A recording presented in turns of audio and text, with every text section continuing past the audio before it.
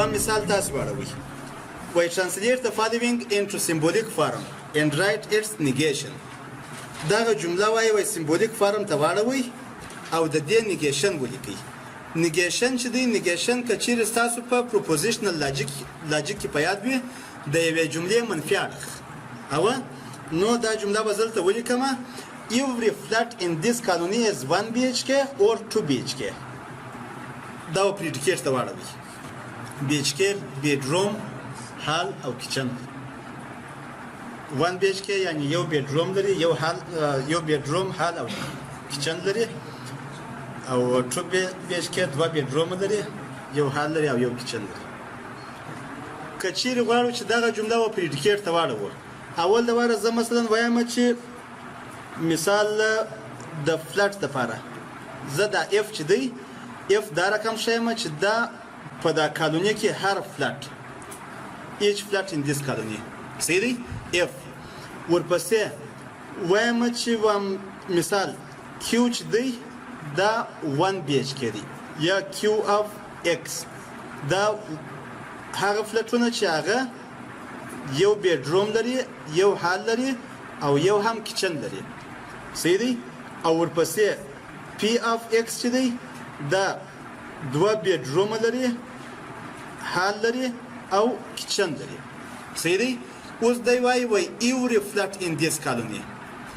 every flat in this colony یعنی for all صحیح دی فلټ د پاره څه دی د فلټ لپاره مثلا زه وایم چې x چې هغه شامل دی په f کې صحیح دی داسې چې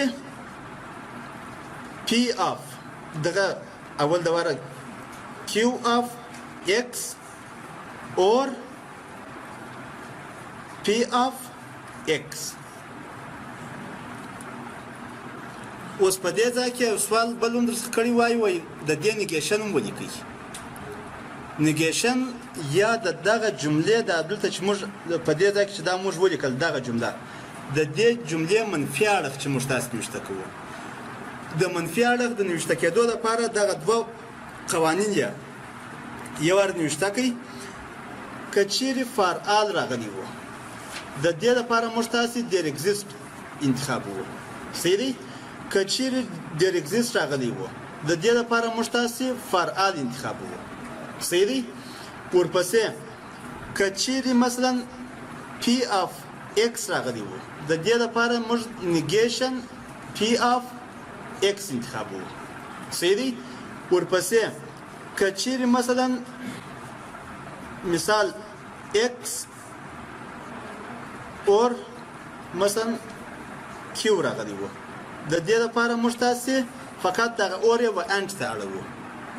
صحیح دی نو د دې لپاره چې موږ تاسو د کوانټیفایر نیګیشن ډول ولیکو دغه موږ تاسو باید په یاد وي ښه اوس د دې لپاره چې دغه نیګیشن نوشته کوم نو د فار آل پر ځای باندې دیر اگزیست ایکس چې شامل دی په اف کې داسې چې نیګیشن پی اف ایکس and negation q of x دا دونې دغه مشکل کار نه دی آسان دی دا په کوانټیفایرز کې ځینې وخت درکوي چې وایي there is exactly مثلا یا یو یا دوه یا درې یا څلور دا تقریبا د خبرې تاکید دی اوس د سم د every او د exactly ترمنځ فرق شته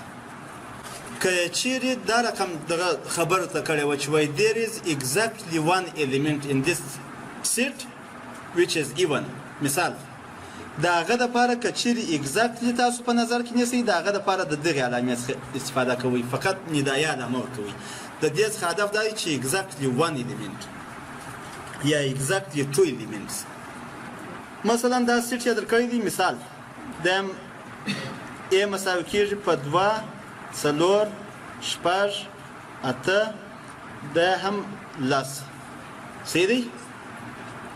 مثال یې درکړی دی وایي هر الیمنت په دغه ګروپ کې چې دی په ا سیټ کې چې دی هغه څه دی جفت حد دی نو مثلا زه وایم چې په دې ځای کې پی اف ایکس دا زه وایم چې دا even numbers او نو فار آل x چې شامل دی په ای کې پی اف ایکس داس چې هغوی جفت نمبرونه دي. د دې لپاره زه کولی شم چې ځینې وخت دا رقم هم نوشته کړم یا دغه جمله چې ده دغه جمله هم د دې سره سر خوري یا تقریبا دغه کېږي مساوي کېږي. There is exactly یا there exist some values of x which are even. اوس کله چې زه فعال ولیکم د فعال څخه وروسته فعال دا معنی چې ټول ایلیمنټس په ټولو ایلیمنټو کې اقلا 2 ایلیمنټ خو راتلای شي او یو ایلیمنټ خو راتلای شي 4 ایلیمنټ خو راتلای شي نو there exists دا جمله هم ورته راتلای شي د دې لپاره کچېرې موږ تاسو وایو چې مثلا زه وایم چې په دې سیټ کې دا نمبرونه چې دي دا ټول جفت نمبرونه دي د دې لپاره زه کولی شم چې دغه جمله استفاده کوم سیدی